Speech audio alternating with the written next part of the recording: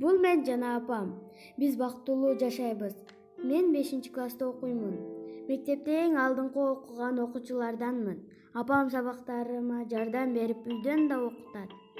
Ар бир сабакта кызыгуу менен окуп, эң жакшы деген баа алчумун. Бирок апам оор турмуш айынан Москвага шаарына кетүүгө аргасыз болду. Мен аны туура түшүнөмүн. Бул жерде көп акча табуу кыйын.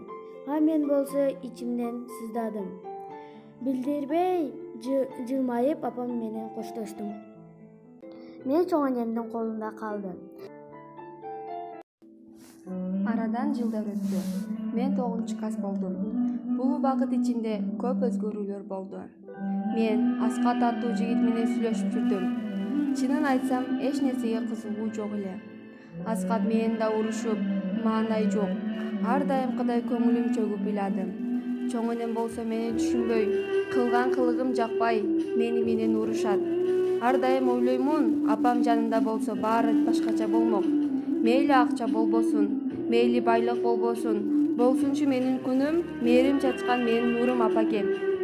Энесиз үйдүн ичи жарык болбойт. Энесиз үйгө келсең көңүл толбойт.